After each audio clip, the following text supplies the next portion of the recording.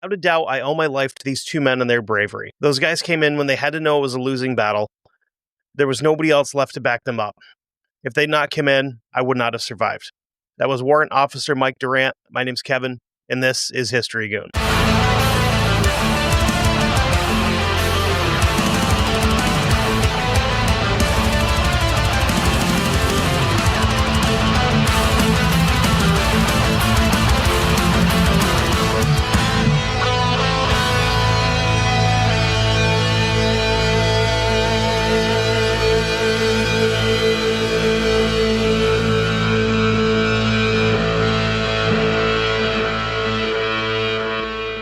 All right, so this is part 2 of the Battle of Mogadishu. I'm going to punch my microphone, sorry. And again, I'm going to release both of these episodes at the same time, which if you're hearing this, you've already known that. Continuity and whatnot, telling myself. So just to recap kind of where we left off, and I have my notebook here. We have just had Super 6-1, which is Cliff Walcott's Blackhawk, shot down. At this point, we've got a handful of guys that have made it to the crash site. The entire crew has either been killed in the crash, killed by the shrapnel of the RPG shot itself, or killed by the locals that have converged on the site. Excuse me. On the way to the crash site, the convoy is headed there. Dominic Pilla, who was an M60 gunner in one of the Humvees, was shot in the head and killed instantly. He is the first KIA in the entire event. So we're going to go right back to where we left off with Super 6-4, which is Mike Durant's helicopter. He's been hovering on the outer edge of the city where he's supposed to be providing backup. When Walcott crashed, Durant was tasked with taking up his position over the city to provide overwatch and air support. Because again, he has Delta sharpshooters with him as well. So these guys are attempting to provide cover fire. But what they don't tell you about in the movie is how ballistics work, especially in a helicopter with engines as powerful as this, where bullets are very light, right? Depending on what these guys are shooting, they're not super heavy. The downwash of the rotors is going to push these rounds down and kind of either in or away, depending on the angle that they're shooting on. So they've got to do all kinds of math in their head to try to figure out where they're putting these rounds, which I can't imagine is the easiest thing in the world. But the SOAR team, which stands for Special Operations Aviation Regiment, by now has had an opportunity to fast rope into the crash site and start doing their thing. So these SOAR guys are kind of like, they'd be made up of like Air Force Special Forces, Delta, SEALs, guys like that. The Air Force guys, I think, were probably PJs? ADD break.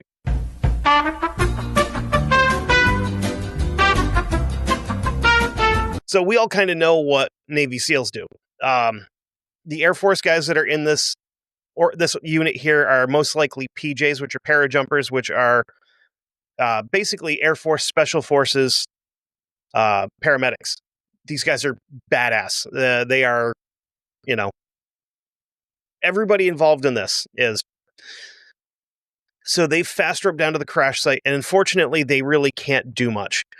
The little bird that landed had picked up the few survivors that it could, and anyone that saw Walcott's bird get hit and saw how it went down knew that there's a pretty good chance that Walcott, who's the pilot, and Briley, who's the co-pilot, are probably both dead on impact. Now that the Somalis have set up roadblocks during the initial assault, the roads were a maze. Again, burning tires. They've dug trenches in the roads so that the vehicles can't move easily. They're going to make it very hard for these guys to get out of the city. During the exit, they started to take some pretty serious casualties in the effort to find the first crash site. This is the convoy again. With wounded in almost every vehicle of the convoy, they stopped at one point to pick up some Rangers along the way. Colonel McKnight radioed, quote, This is Uniform 6-4. I'm ready for exfil. I'm loaded with everything I can get here, and I'm ready to move to the crash site. Over. Lieutenant Colonel Gary Harrell, who's the Delta commander that was in the command Blackhawk, responded, quote, "The streets are fairly clear. We've been getting reports of sniper fire from the north side of the crash site. Take a right out of there and head south to the crash site." This should have been a fairly easy, navigable trip, 2 blocks north, 3 blocks east, with the command bird providing directions from a very, very elevated position so they can see everything that's going on, because the command helicopter is actually flying a bit higher than where the Blackhawks and little birds that were dropping guys off were. Those birds are staying lower to provide support, where air command is way the hell up high, where they're going to stay out of, hopefully, shot sight, to kind of give these guys directions on the ground as to where they can and can't go. Mothman mug. Mike Durant is hovering in a tight pattern covering the target building and the Olympic Hotel. And he could see the remaining Ranger chocks at the target building, and he could see the area where Walcott's bird went down. From where he's at, he can see the Ranger elements moving down the street and fighting towards the crash site. So he's flying like an overlapping pattern with Super 6-2 when the word hit that CSAR bird Super 6-6 has been hit with another RPG.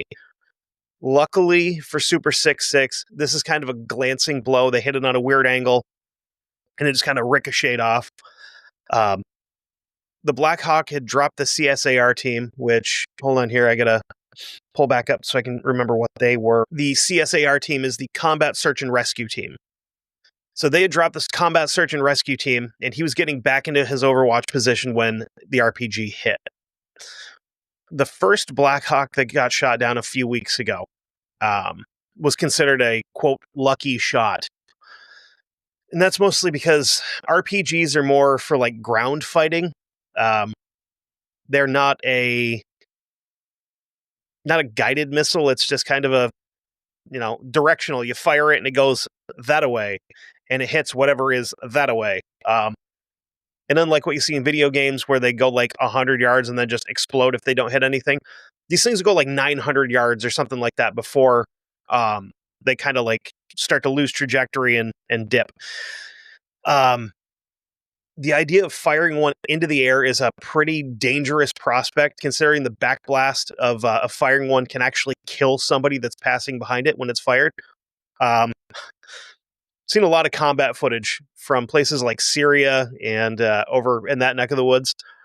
And the amount of people that I have seen walk directly behind someone when they're firing an RPG and they just boop and keel over is crazy.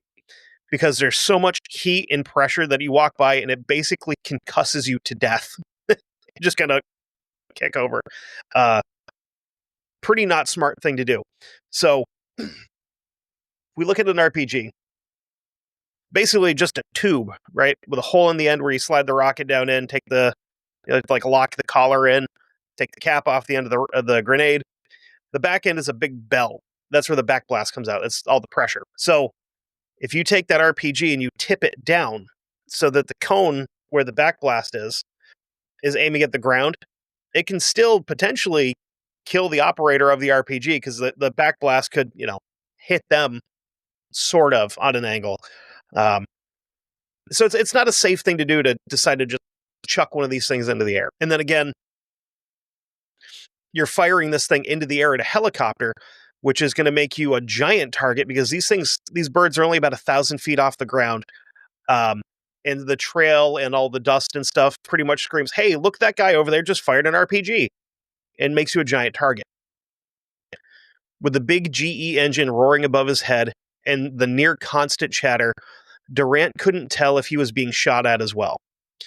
I mean, at this point in time, any of these guys in a interview will tell you, it's hard to say who was getting shot at because we were all getting shot at. Not only was he flying his circuit, he'd be changing airspeed and altitude to make himself a harder target. On his 5th circuit over the area, he felt a bump. Mike Durant, who's the pilot of Super 6-2, saw the impact of the grenade and saw a large chunk of the tail rotor fly off Durant's bird.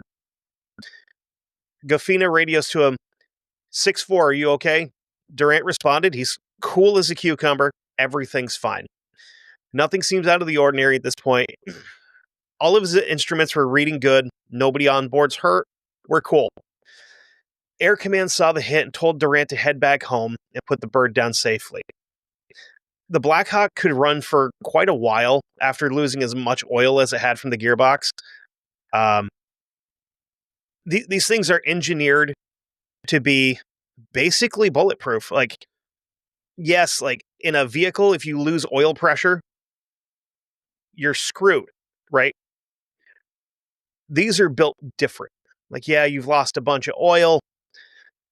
You can kind of, I mean, they're 3 miles from where they took off from. More than likely, you can limp it home. So he leaves his circuit pattern and he's headed back home. Gofina followed him about a mile as an escort, so he's only got a couple miles to get back to the airfield. As Gofina was turning his bird, he saw the tail rotor of Super 6-4 start to blur and then vanish. Durant and co-pilot Ray Frank fought the behemoth, trying to keep it airborne long enough to land safely. The bird is shuddering and shaking and dying. The last thing Mike Durant said over the radio before impact was, "Going in hard, going down." Mercifully, this Blackhawk nosed up on its way towards the ground, resulting in a hard but fairly flat landing, giving them a much better chance of surviving the crash. The crash. They can survive the crash. So, at this point, we now have 2 Blackhawks shot down. The majority of the crew in the first crash site is dead. The rest are wounded and being evacuated. Status of the second one is unknown. The convoy headed to the first crash site is turned around and lost in the maze of blocked off streets.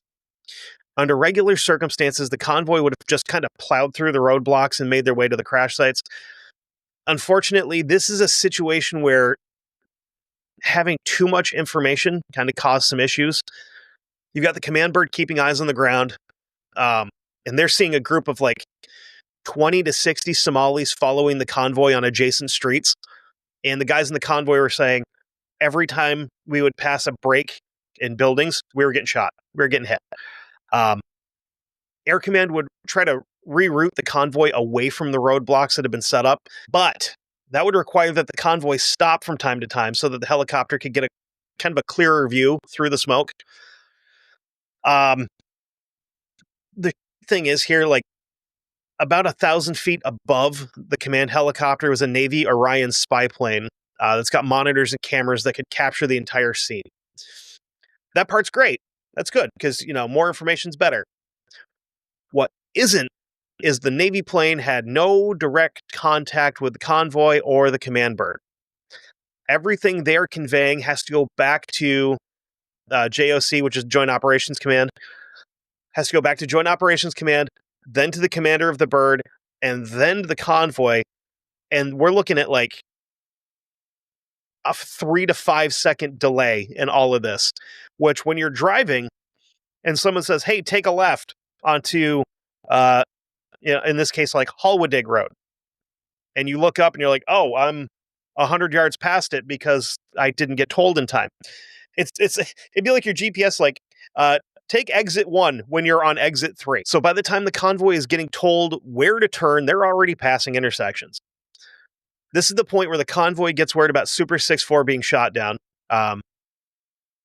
And I borrowed another quote from the book Blackhawk Down by Mark Bowden. Quote, "Danny, we had another Hawk go down to RPG fire south of the Olympic Hotel. We need you to get everyone that's in the first crash site. We need QRF to give us some help." McKnight told him that he understood, but he knew it was going to be a pretty steep hill to climb at this point. So he's now supposed to take this convoy that's already loaded down with dead and wounded. Parts of the convoy also have our captives, prisoners in them.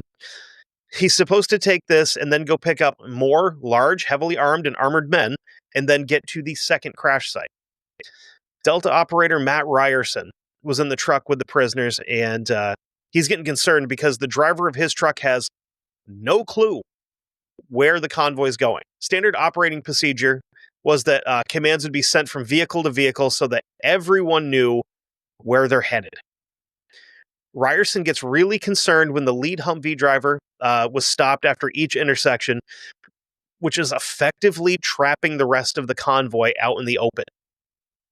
Not a good place to be, especially when you already know there's guys on either side street of you, flanking you, following you to where you're going, and whenever there's an opening between buildings, they're shooting at you. The Humvees are armored. The supply trucks where they're carrying a bunch of guys and the prisoners aren't. So this is a butt puckering, I would imagine. Ryerson then takes it upon himself that every time the vehicle stopped, he would just jump out of the vehicle he was in, move to the next one down the line, and try to keep everyone kind of on the same page. So he's in this Humvee. They stop. He hops out. He'll go back and talk to the next one. If they start moving, he just hops in with them. He may be in an empty seat. He may be laying across two guys in the back. It doesn't matter. The next time they stop, he's getting to the next vehicle. That's pretty bold, especially when you're actively being shot at. When the convoy passed back by the target building, an RPG scored a direct hit on the third Humvee in the column. The grenade passed through the side of the Humvee in front of the gas cap and detonated inside, blowing 3 men from the vehicle. The 2 most badly wounded were Private Adalberto Rodriguez and Delta Master Sergeant Tim Martin. Tim Martin got it the worst of anybody. Because when the RPG entered the vehicle, it ripped through the skin of the Humvee and didn't detonate. When it hit Tim Martin, it detonated. The blast blew him in half just below the waist. Rodriguez had the back of his thighs and most of his ass blown off, and he's trying to get out of the road as he's trying to crawl out of the way of the road. The 5-ton truck behind him, being driven by Private Maddox, just kind of rolls over the top of him. You can't really put any fault on the driver of that truck because everything happened so fast that he wouldn't have had time to react. And I'm sure if anybody told him after, like, hey man, you ran one of our guys over, he probably felt terrible. I couldn't imagine. This whole situation has got to be, I mean, I'm going to point you guys in the direction of some interviews to watch or listen to after this. They'll pick you up. They really will. Hey, I want to take a quick editing break here. So this episode was pretty rough to record. And it was this point during the edit, because as I'm going through and trying to find pictures, as many pictures of as many of these guys as I can to put in here when I mention their names, this one kind of caught me off guard because I forgot all about it. I just mentioned Matt Ryerson, the Delta operator that was going from vehicle to vehicle, spreading the word as to what's going on. I didn't realize until I was looking up a picture of this guy that he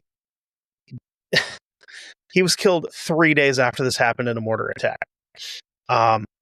So I think at the end of this, I kind of want to try to find as many of these guys as I can that I've mentioned by name to try to see, like, do an update of, like, hey, what are they doing now? Because I know that some of them have gone on to do some really, really interesting things just from the ones that I know of.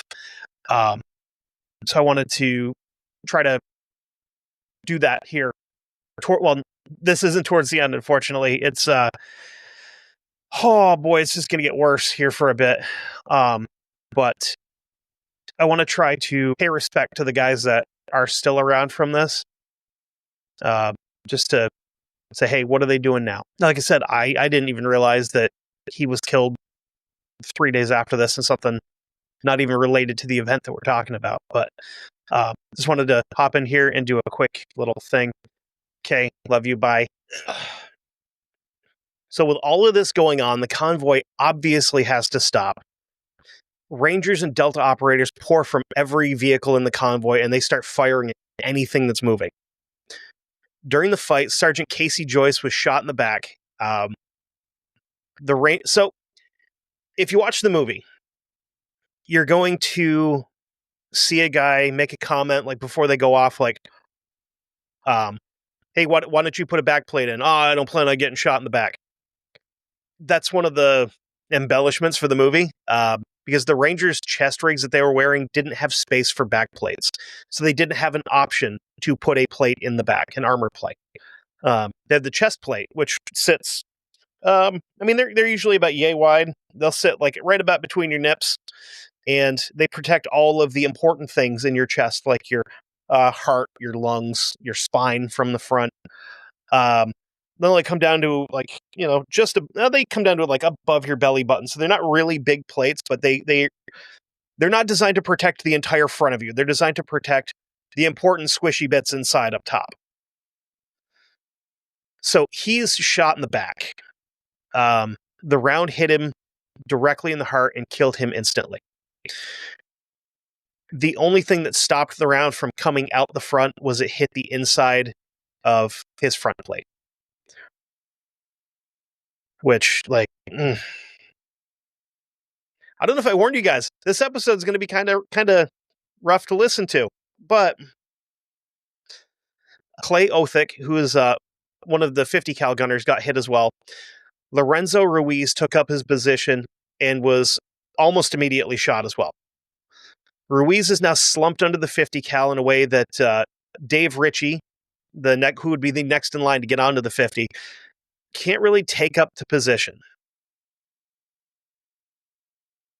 This crazy son of a bitch got out of a bullet magnet Humvee, climbs on top of it from the outside, and just lays down on the roof and starts running the 50 caliber from there.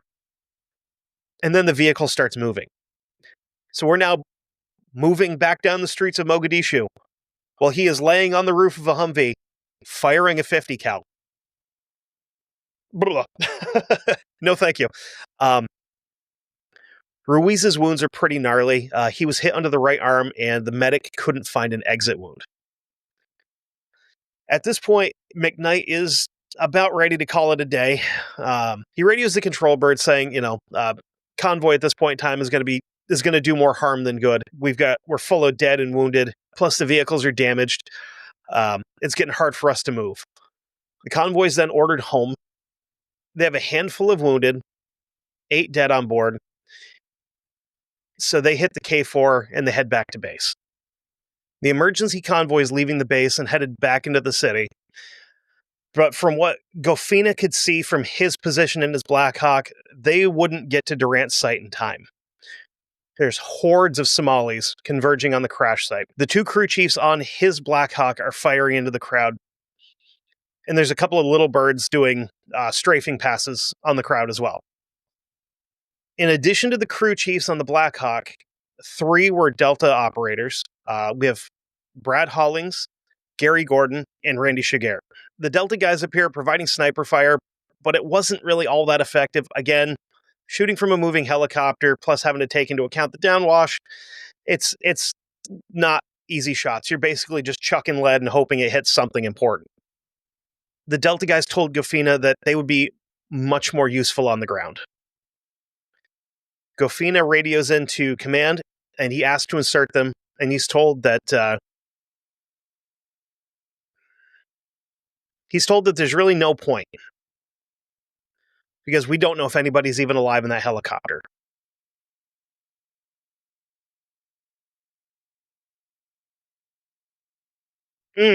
Gofina decides to take his bird low enough to do a couple of passes to see if he can see any movement.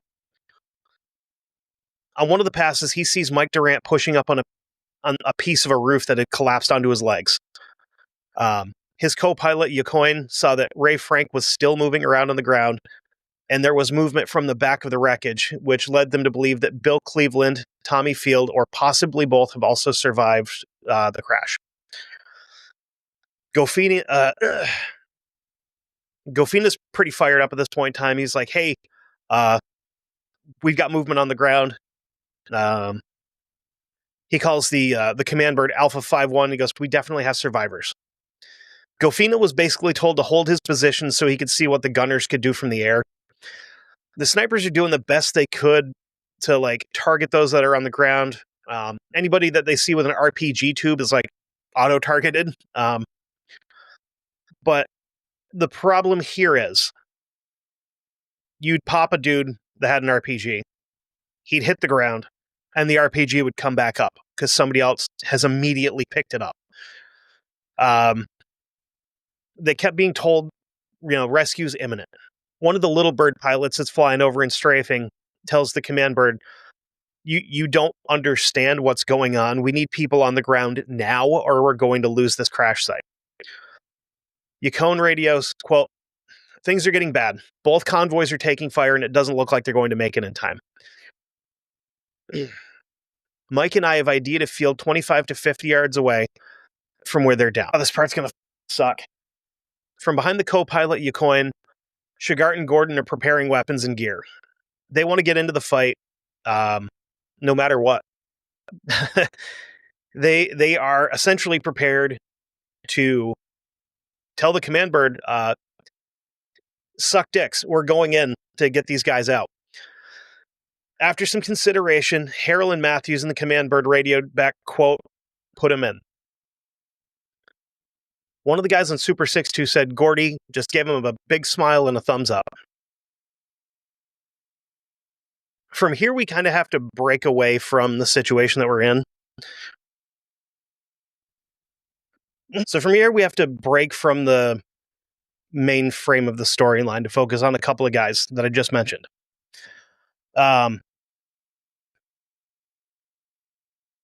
That's not to take away from what any of the other guys in the situation did. But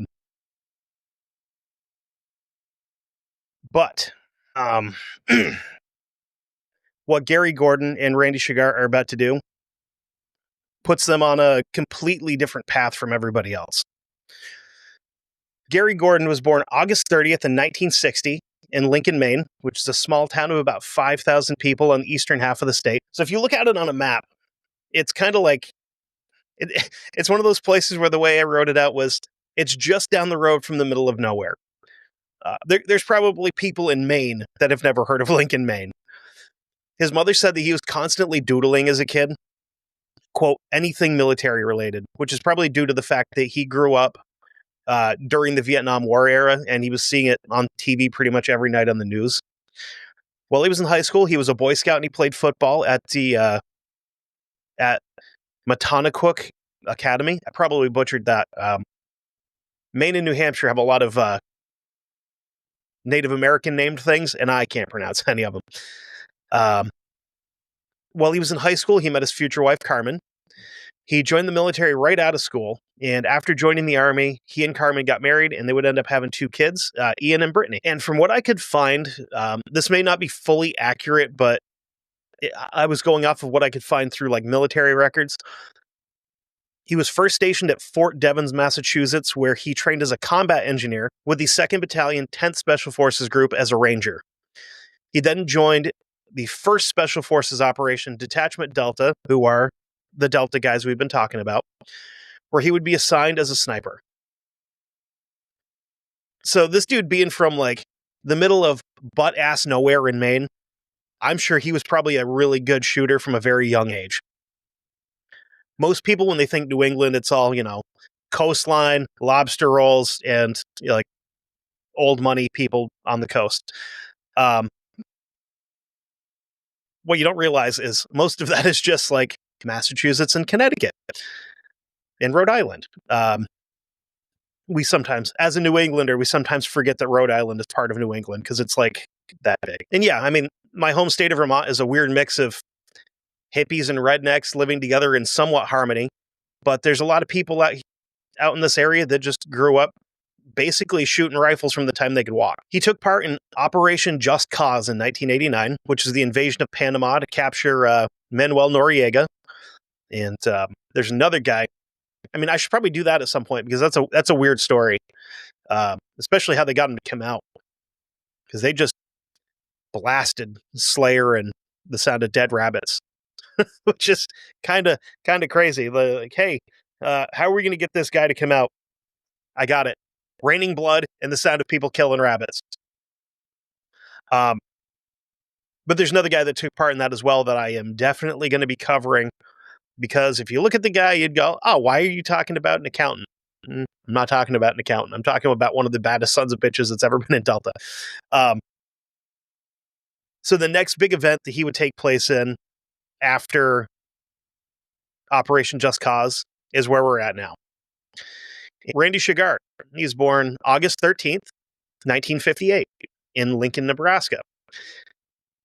I do think it's interesting that there's that connection, as minuscule as it may be, that these two guys shared, that they were both born in towns that share the same name, and they were born like within like 15 days of each other, a couple of years apart.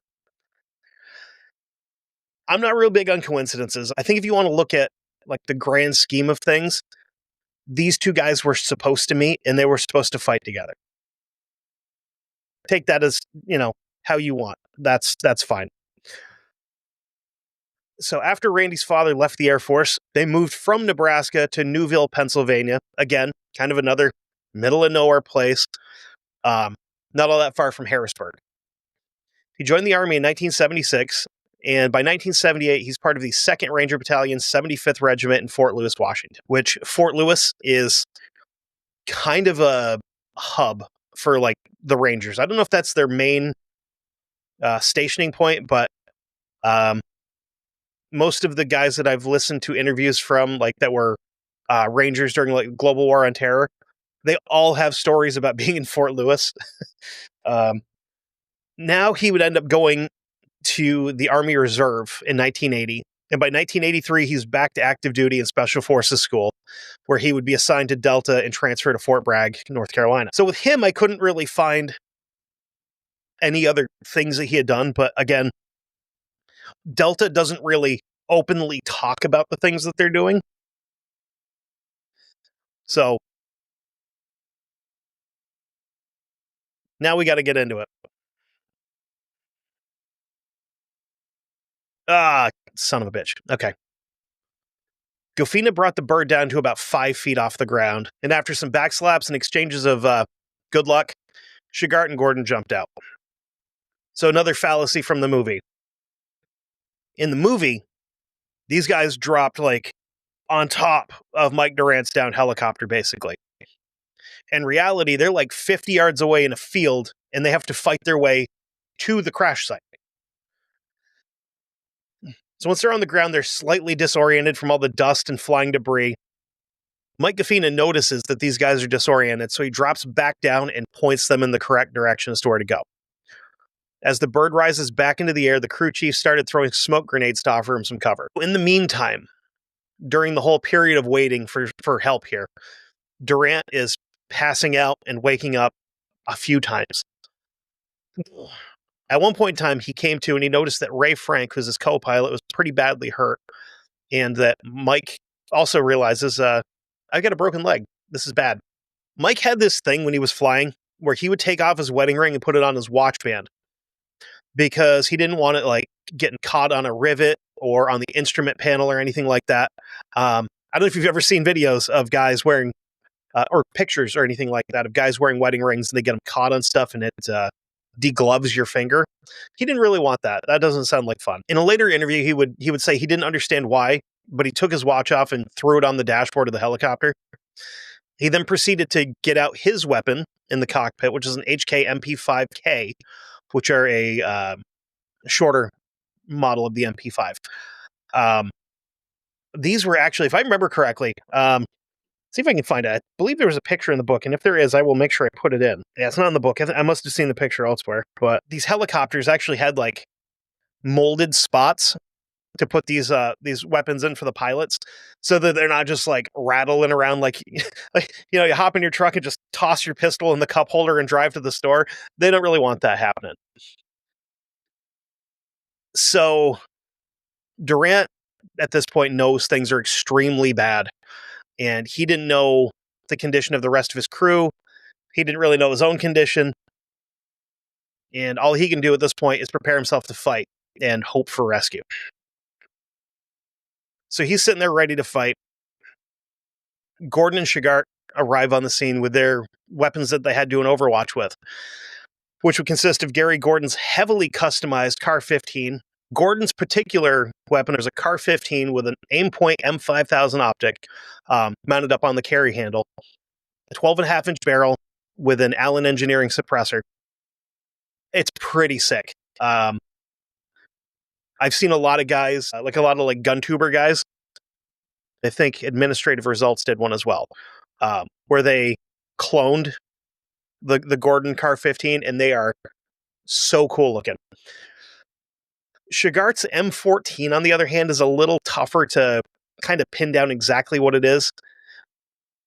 From what I could find, it looks like it was a 22-inch match-grade barrel, an Aimpoint 5000, with a 3 to 5 optic, and a leather sling. It's a heavier rifle. You kind of want a sling with it, but pretty sure all of these would be slung because dudes don't just roll into combat bare ass in their rifle and not have a way to drop it to transition or pick somebody up. But Shigart preferred this over the Car-15 because this is a 7.62, so it's a 308. So it's got a lot more knockdown power. It would make it a little bit easier to shoot during aerial Overwatch because the round's heavier. You have a little bit less resistance from the downwash of the rotors. Might be a better option for shooting from a helicopter. Mike Durant didn't know these guys. He'd never met them before. But he was part of the Night Stalkers, which are some of the super elite helicopter pilots. He actually wrote a book called The Night Stalkers, where they go through a bunch of their missions that they've been a part of. I will definitely be pulling some from that book at some point to do some episodes on, believe me. So he doesn't know these guys, but he knows Delta when he sees them. Gordon and Shigart are at the outside of this helicopter. They're talking to Mike. They've got the entire city coming down on them. They get Durant out of the chopper, and then they proceed to take the other men out of the downbird as well. While working on getting the other guys out, Durant with his MP5 is taking pot shots at militiamen that are making their way to the crash site. The problem that he runs into here is it's hard to say if it is... I want to say it's probably from the impact of the crash. His MP5 is malfunctioning after every shot. He'll fire, and it's not ejecting, so he has to rack it to eject the round to fire again. I would love an MP5. It's kind of a bucket list firearm for me. But H&K hates civilians. Heckler & Koch hate civilians, so they will never release a civilian version. So I'll never be able to get one. So as he's doing all this, on the other side of the bird, Shigart and Gordon are stacking dudes like cordwood. At the same time that all this is going on, about 100 yards away, Little Bird pilot Keith Jones and Carl Meyer, who left the first crash scene, waited for the operators and pilot to make their way to the chopper to get in and go. Super 6-1 pilot Mike Gaffina told the Little Bird pilots that the men on the ground had men that were too wounded to make their way to the Little Bird. After 5 minutes, the Little Bird, who's low on fuel, has to return home to refuel. During this time, the entire Hornet's nest is making its way to the second crash site. Durant, on the other side of the downed helicopter under a tree, didn't know the condition of the rest of the crew or the operators that had been sent in to help him. At one point during the intense gunfire being traded between Gordon and Shigart and the militiamen, Gordon shouted that he was hit, and they didn't hear from him again. It's pretty widely believed that Gordon was killed in this period of time right here. But nobody's exactly sure if this was it or if it was a little bit later on. Durant really is completely unaware of anything that's happening right now. All he knows is he is attempting to defend himself with a broken leg and a busted machine gun. He sees Shigart come around the side of his the helicopter and asks Durant if they kept any weapons on board. Durant lets Shigert know that there's M16s on the craft. After coming back out with both weapons,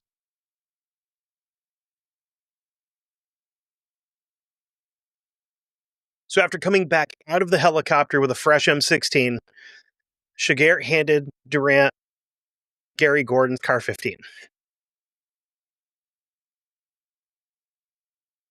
This is one of the more heartbreaking scenes in the movie, and it's actually pretty accurate. So he hands him off the rifle. He's like, hey, Gordy's gone.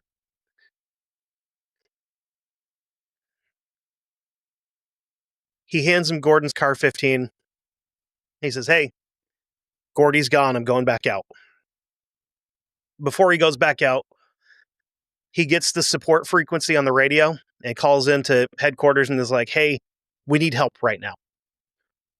This is the point where Mike Durant realizes his entire rescue force was 2 men, and one of them is now dead. Shigart was told that a reaction force was en route, Randy Shigart being the baddest son of a bitch on the ground in Somalia at the moment. After hearing that, takes both M16s with him and goes back out and starts shooting bad guys again. Durant said he heard almost 2 full minutes of nonstop gunfire between AKs, the M16s, and a handgun, which to me, well, not even. Which means that at one point in time, Randy Shigart didn't have time to reload or switch to the other rifle. He had to pull his sidearm and start shooting people because they were that close so that he could get on to his other rifle. As all this gunfire is going on, Durant said he heard Shigart yell, and then the gunfire stopped. Durant, after running out of ammo on Gordon's Car 15, saw men approaching him, and he just lays the rifle across his chest, realizing that this is it. I'm dead. So because he stopped firing and just laid his rifle across his chest, they didn't kill him, they captured him, which is not optimal. I'll get into it more at the end of the episode. But for their efforts, both Randy Shigart and Gary Gordon were posthumously awarded the Medal of Honor. Some of the reports say that between the two of them, they killed probably 25 militia, but it's hard to say because the Somalis would often pull their dead out of the area.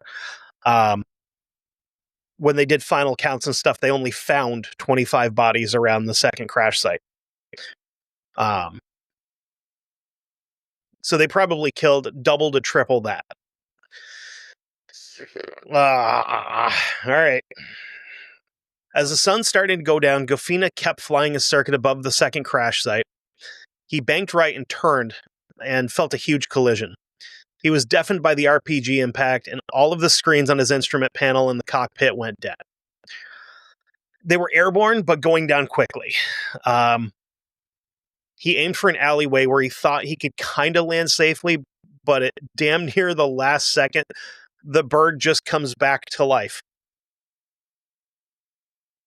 Divine intervention, good luck, bad electrical connection, whatever. He doesn't crash. He limps this damaged aircraft all the way to the Newport facility, which is controlled by an ID'd rival clan. So this is a safe place for him to land because the people here are somewhat friendly with the U.S. and UN forces. So he can land here and not be kidnapped and have his crew's dead bodies dragged through the streets and hacked up and returned in trash bags, which was a reality, actually. So another thing they don't talk about in the movie is we technically have 3 Blackhawks that are shot down during this whole situation. Now completely on his own on the ground, Mike Durant is staring up at the sky, hoping that more bad men in black helmets are going to fall from it and get him out of the danger zone. He hears men running all around him, yelling things he can't understand. Finally, one of them rushed him and just butt stroked him across the face, broke his nose and his eye socket with an AK butt. He is still conscious as the mob started yanking at him, trying to pull him free from where he was. So he actually like slapped at their hands and stuff enough to get them to stop so that he could undo the plastic clasp that were holding him in place. They stripped his shirt, vest, and boots off. One of the guys starts to pull his pants off and realizes that Mike Durant is going commando. He quickly... so the guy that's trying to yank his pants off goes, ugh, and just like zips him back up. One of the men in the crowd gets right in his face and starts yelling, Ranger, Ranger, you die in Somalia. They then crammed dirt into his face, tied a shirt around his face, and then hoisted him out of what was left of the Blackhawk that he is tipped up against. They weren't careful about it. He said that every time his leg was hit or bounced off of something, he would pass out from the pain because his leg is very, very badly broken. And he also recounted that when they got him to wherever they were taking him, they tried to yank his boots off and they twisted his broken leg and popped his femur out through the muscle and skin, which I don't deal well with compound fractures, like even cartoon ones, like Family Guy, where somebody's like breaks their arm and there's shit sticking out of the skin. I don't handle that well at all. So seeing him in real life is horrifying. Durant would alternately be carried and dragged through the streets for a period of time before being delivered to ID's propaganda minister, Abdullah Hassan, who was also, thankfully, a doctor. During his time there, he was treated for his injuries, which now included a gunshot wound that he got from a militia member that stumbled into the room that he was being held in and was surprised by him. I'm going to play a clip of him that they videotaped while he was in captivity. They used for propaganda. Just pretty horrifying to watch. CW3, Mike Durant.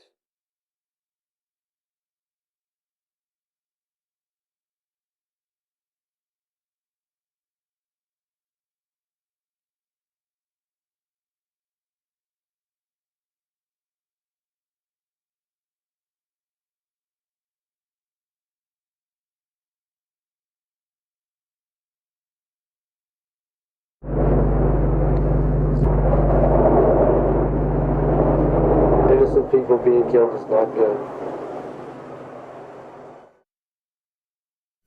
Soldier, I have to do what I'm told.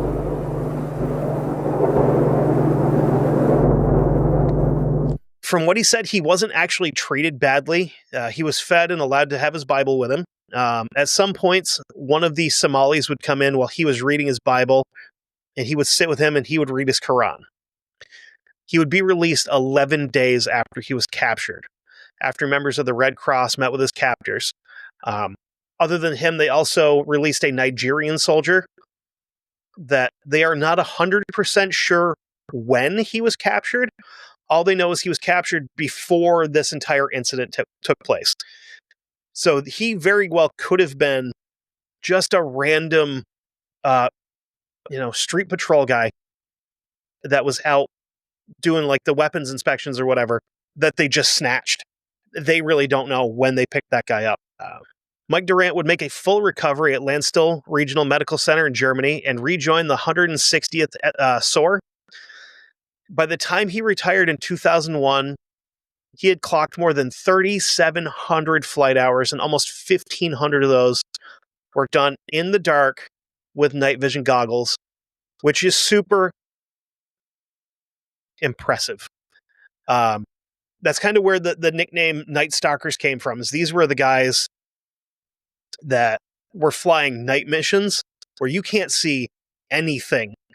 You're flying by radar and night vision. It's It's pretty cool, the stuff that these guys can do. So now we're going to get into what the 10th Mountain Division brought to the party.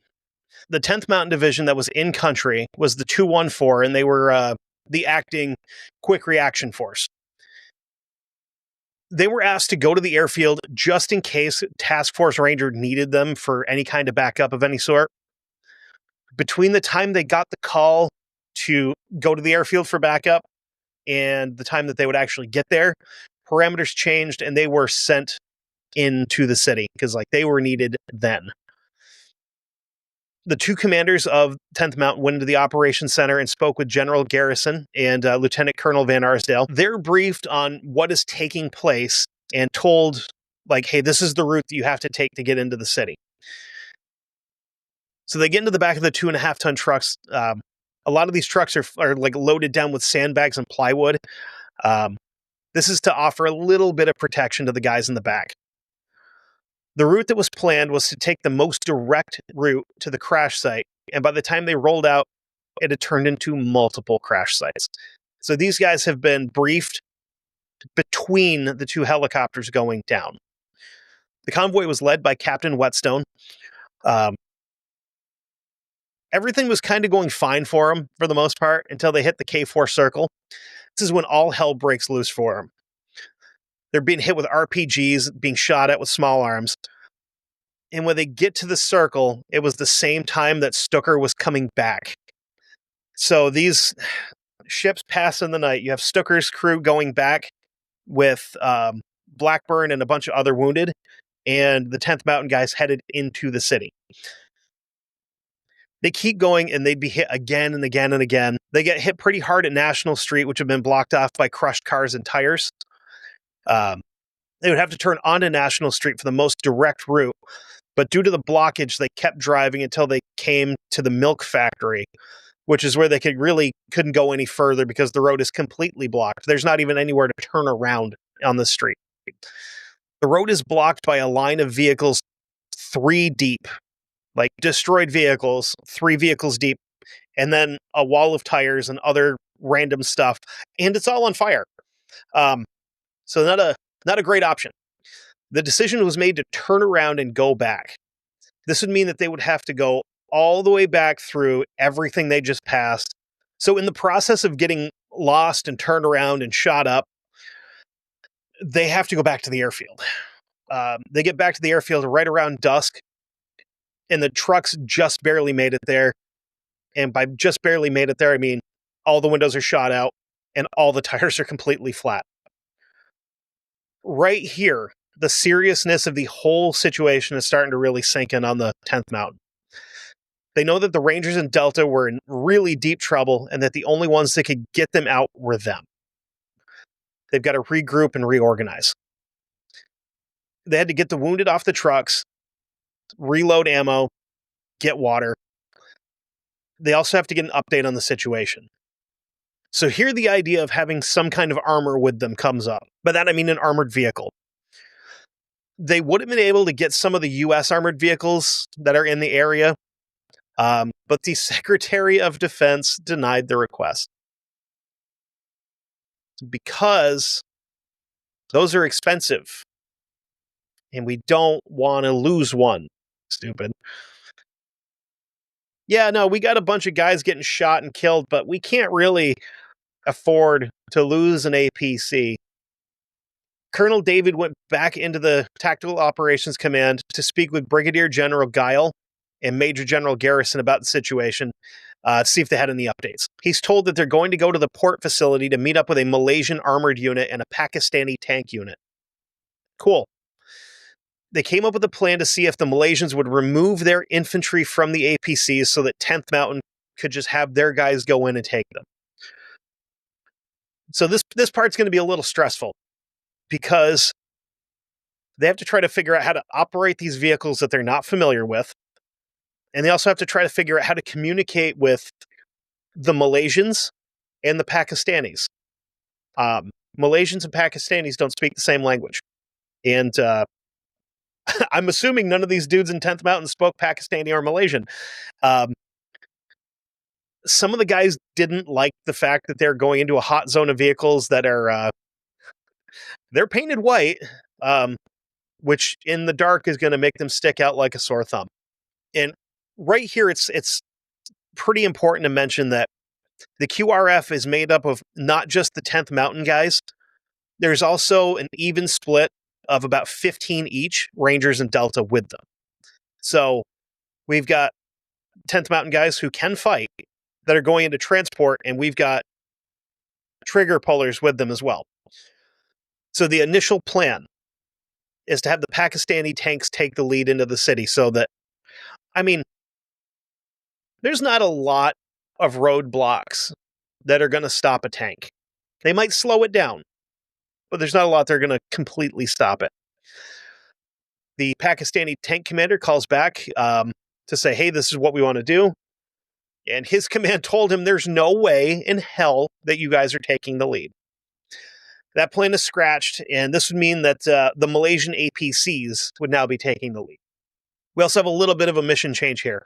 It's no longer helping the Rangers. We're going in to save them because they're getting their asses kicked.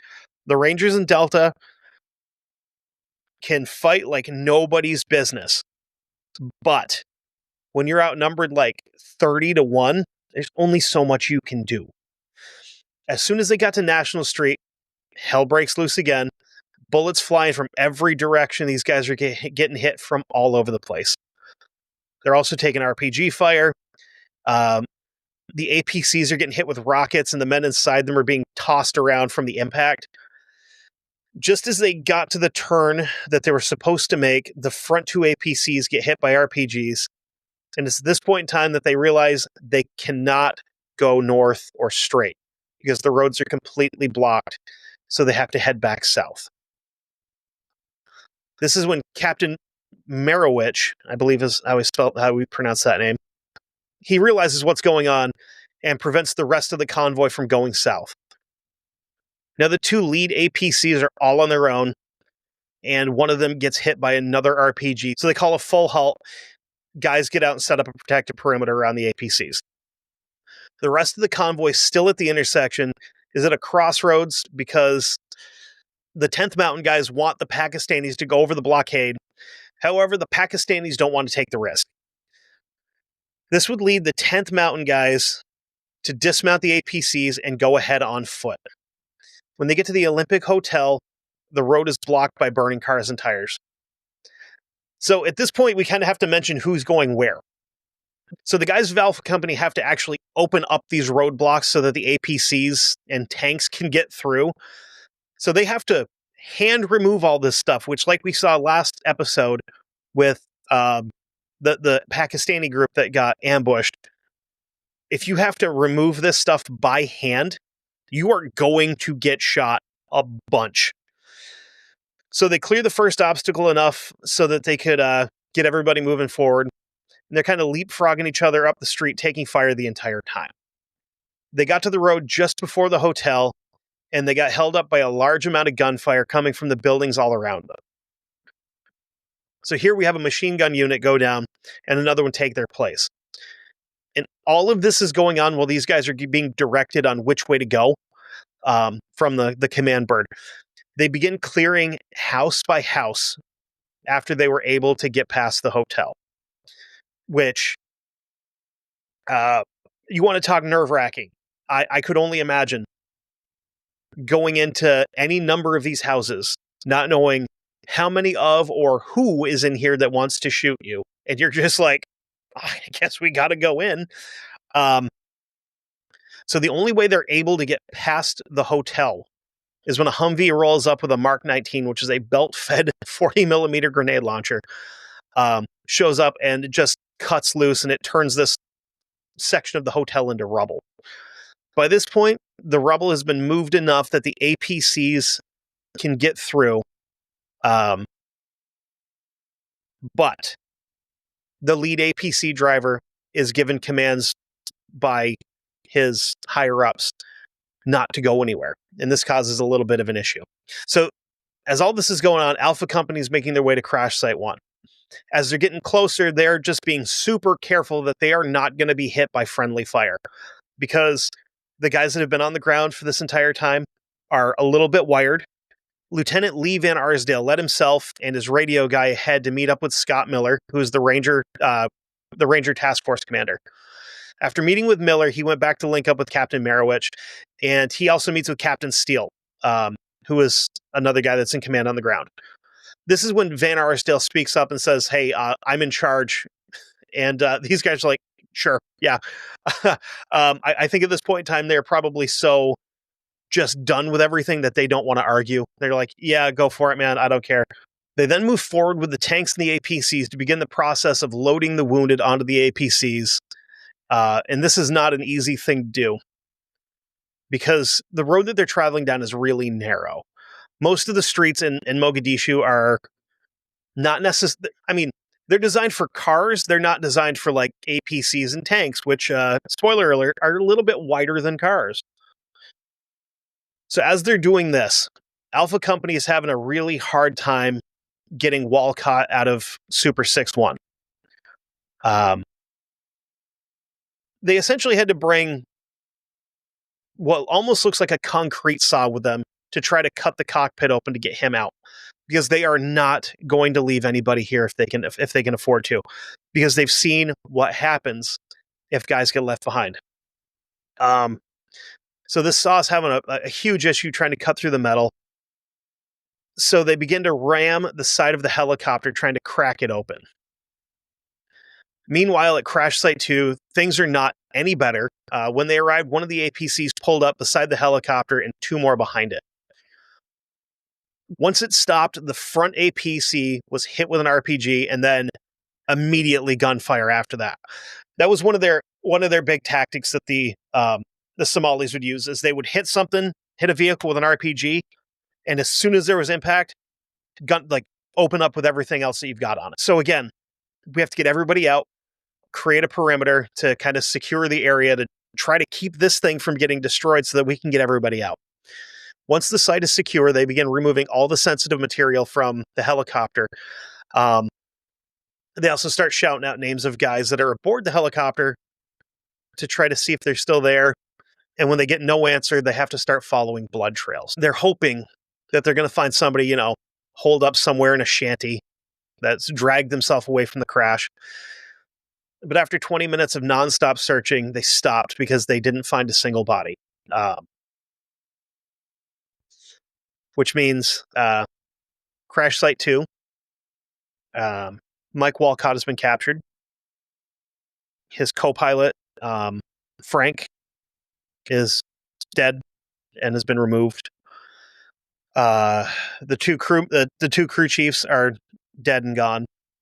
Randy Shiger and Gary Gordon have been dragged off and they're gone as well.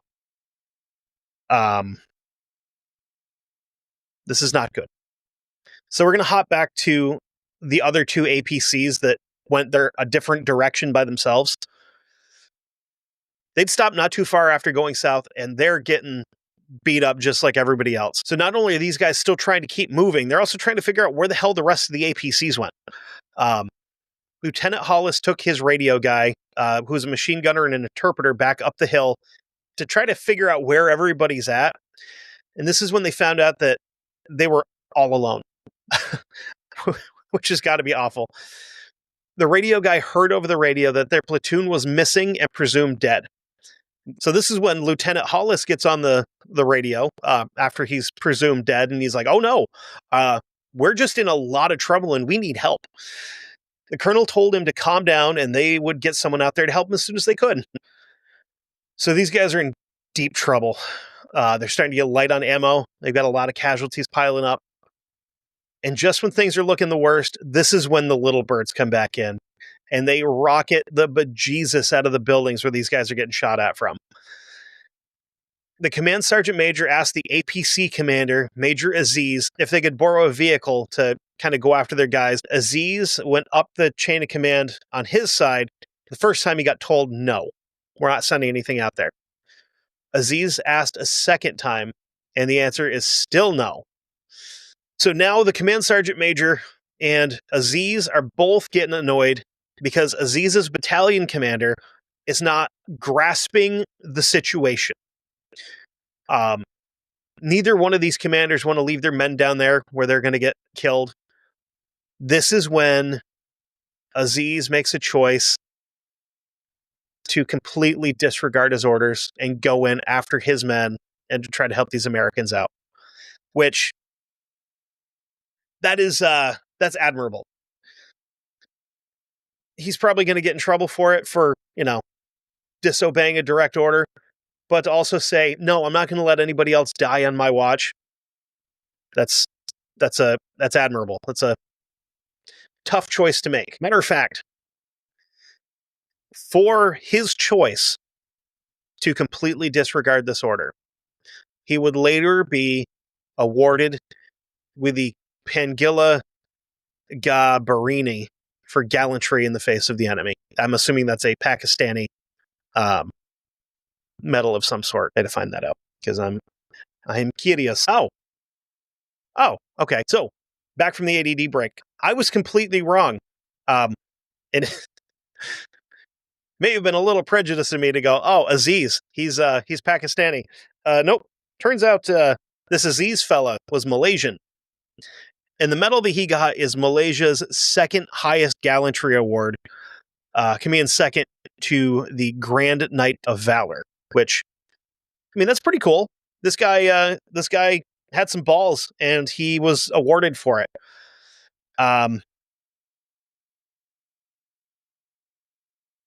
So they head down to where the men were, and they pile them all into vehicles and proceed back to the Pakistani stadium.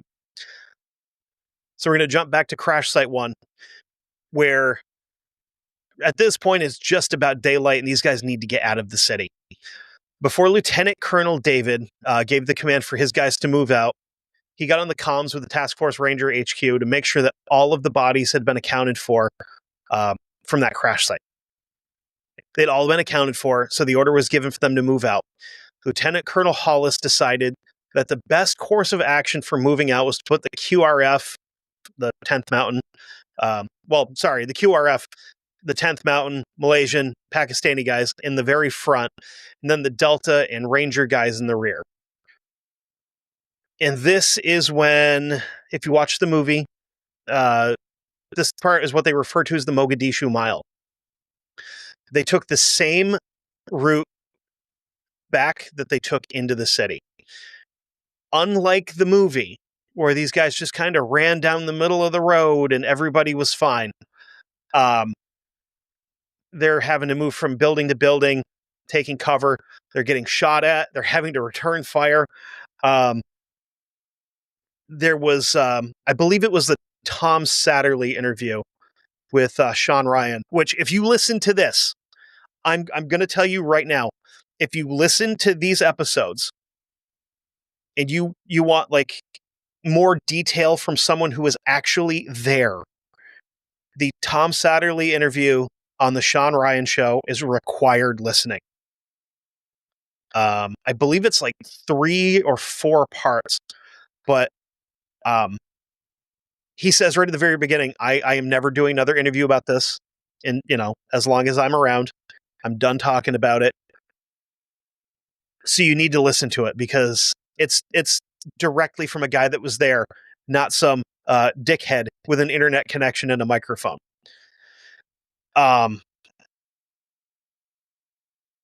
Heartbreaking.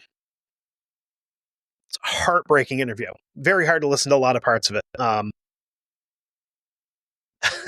I listened to it at work, and there was parts where I had to find spots to like hide in in like a utility closet because I was starting to cry. And that's just how I am. I get, stuff like this is like, I get a little emotional with it. And it's, you know what? I don't care. Whatever. Judge me. So like I was saying, the Tom Satterley interview, I don't remember if you said it was him or if it was somebody that was running in front of him. But as they're firing into these buildings, this guy was like firing off like 10, 15 rounds. He'd drop his mag to reload it, and the guy behind him would pick the magazine up and load it into his rifle and start shooting because he didn't have any ammunition left. So he was just grabbing magazines. Like, it could have had 3 rounds in it. He didn't know. He'd just pick it up and rip off what he could, drop the mag, and wait for another one to hit the ground where he could try it again. So after fighting their way out of the city, they get into a certain point.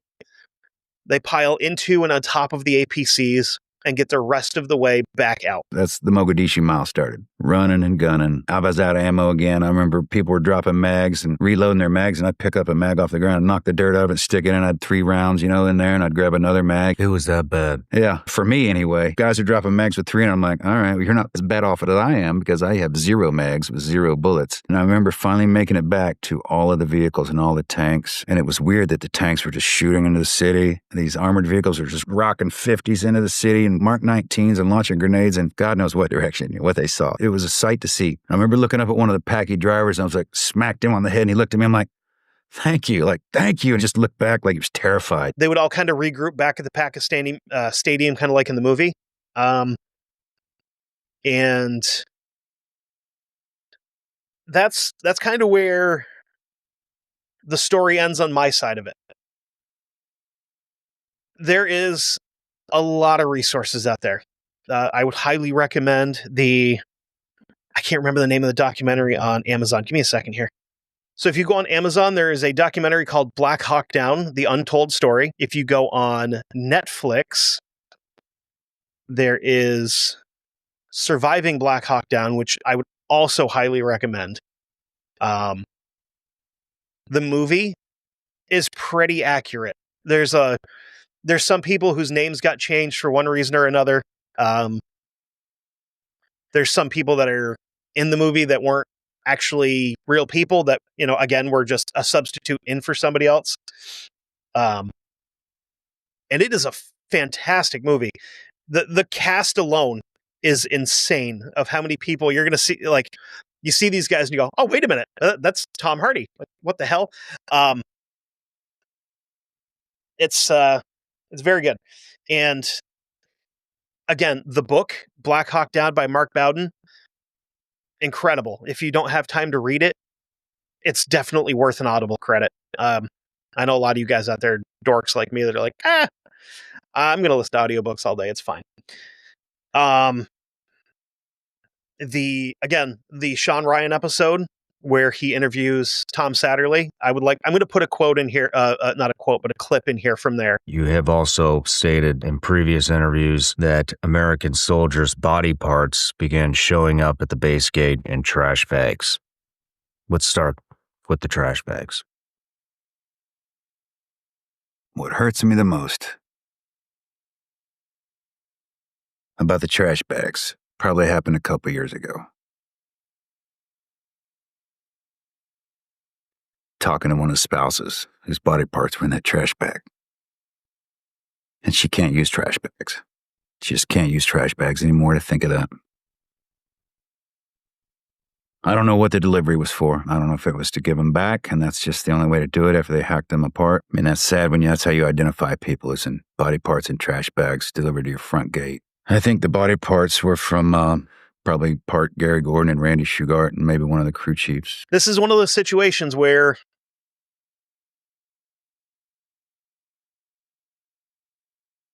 you can kind of like, did we have to be there? Probably not. Were we trying to do the right thing? Yeah, I think so. I think we were there trying to do the right thing, which personally for me, there's a lot of conflicts that we've been involved in since World War II where you can kind of look at it and go, did we really have to do that? Like, I mean, Vietnam, I guess, to an extent. Panama, I mean, again, trying to do the right thing, maybe, sure. Bosnia, questionable. Like, again, not sure that I don't personally know enough about that whole conflict yet to really have a take on it, but that's something that's on my list because it's one of those things I've wanted to learn more about after I've seen a little bit of stuff. I know that there's a war criminal with a pet tiger at one point, but he's not to be celebrated. He was a scumbag. But before we go, I don't want to. I need to go over a list. So this is the list of KIA from Operation Gothic Serpent. From 10th Mountain, we have Private First Class James Martin, Sergeant Cornell Houston. From the 160th SOAR Unit, this is the pilots and flight crew, Staff Sergeant William Cleveland, Staff Sergeant Thomas Field, Chief Warrant Officer Raymond Frank, Chief Warrant Officer Cliff Walcott, Chief Warrant Officer Donovan Briley. From Delta, we have Master Sergeant Gary Gordon, Sergeant First Class Randy Shugart, Staff Sergeant Daniel Bush, Sergeant First Class Earl Fillmore, Master Sergeant Tim Martin. From the 75th Ranger Regiment, we have Corporal Jamie Smith, Specialist James Cavaco, Sergeant Casey Joyce, Private First Class Richard Kowalski, Sergeant Dominic Pilla, and Sergeant Lorenzo Ruiz. We had a total of 78 wounded that survived. Now, the other thing I wanted to do, because I did spend a little bit of time on both of these guys, wanted to read the Medal of Honor citations for Gary Gordon and Randy Shugart. Master Sergeant Gary I. Gordon, United States Army, distinguished himself by action above and beyond the call of duty on 3 October 1993, while serving as a sniper team leader, United States Army Special Forces Command with Task Force Ranger in Mogadishu, Somalia. Master Sergeant Gordon's sniper team provided precise fire from the lead helicopter during the assault and at 2 helicopter crash sites, while subject to intense automatic weapons and rocket-propelled grenade fire. When Master Sergeant Gordon learned that ground forces were not immediately available to secure the crash site, he and another sniper unhesitatingly volunteered to be inserted to protect the 4 critically wounded personnel, despite being well aware that the growing number of enemy personnel closing on the crash site. After his 3rd request to be inserted, Master Sergeant Gordon received permission to perform his volunteer mission. When debris and enemy ground fire at the site caused him to abort the first mission, Master Sergeant Gordon was inserted 100 meters south of the crash site.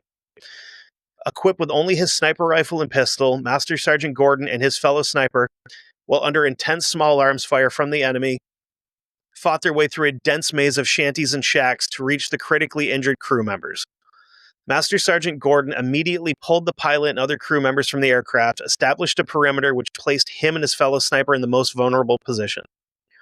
Master Sergeant Gordon used his long-range rifle and sidearm to kill an undetermined number of attackers until he depleted his ammunition. Master Sergeant Gordon then went back to the wreckage, recovered some of the crew's weapons and ammunition. Despite the fact that he was critically low on ammunition, he provided some of it to the dazed pilot that then radioed for help.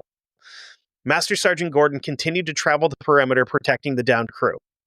After his team member was fatally wounded and his own rifle ammunition exhausted, Master Sergeant Gary Gordon returned to the wreckage, recovering a rifle with the last 5 rounds of ammunition, gave it to the pilot with the words, "Good luck," and then, armed with only his pistol, Master Sergeant Gordon continued to fight until he was fatally wounded.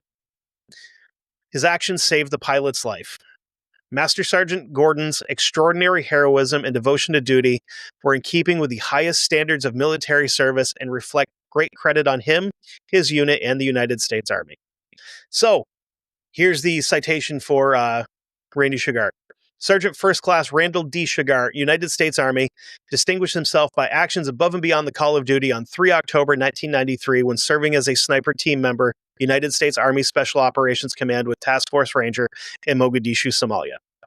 Sergeant First Class Shugart provided precise sniper fire from the lead helicopter during an assault on a building and at 2 helicopter crash sites, while subjected to intense automatic weapons and rocket-propelled grenade fire.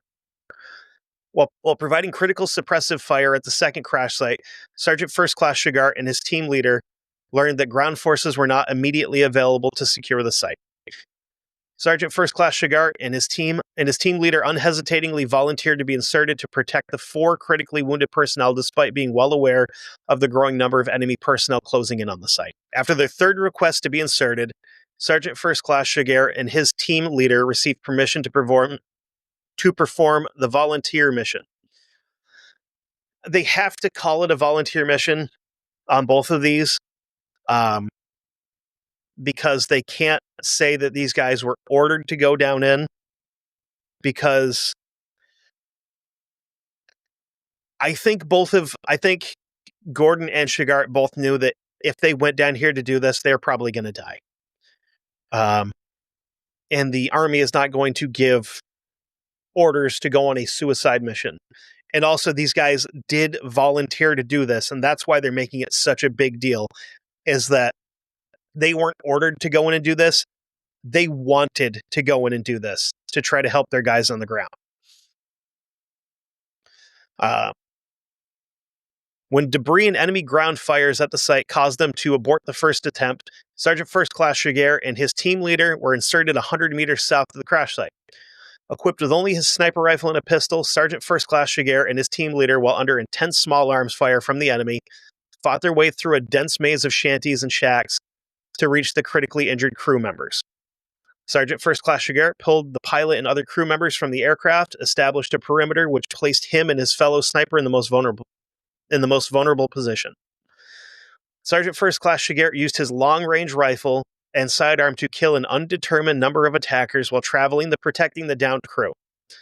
Sergeant First Class Shigart continued his protective fire until he depleted his ammunition and was fatally wounded. His actions saved the pilot's life. Sergeant First Class Shigart's extraordinary heroism and devotion to duty were in keeping with the highest standards of military service and reflect great credit on him, his unit, and the United States Army. So, that was a rough episode to record. I remember this happening when I was a kid. This is 1993, so I was 6 years old when these helicopters got shot down. Not old enough to know what was going on yet, but as I got older and started getting more interested in history and things like that, wanted to look into it. I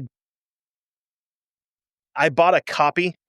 I've had this copy of Blackhawk Down for, I don't know, probably 20 years at this point. I remember buying it in high school, so I've had it for bare minimum 20 years. This exact copy that I just had up. And I've read through it a couple of times. I've listened to it a couple of times, and it doesn't make it any easier to talk about. Because like I said, I know people will probably give me a hard time for it, but I do tend to get a little emotional with stuff like this. I don't really know why. Especially when we got into the part about Gordon and Shigart, where these guys sacrificed their lives to save a guy that they'd never met. And I think that's the part that got me the worst.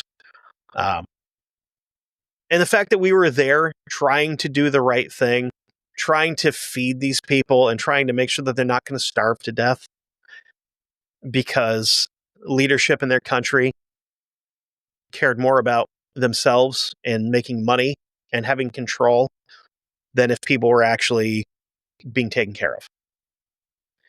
And honestly, that's still kind of a problem that is going on in Somalia now.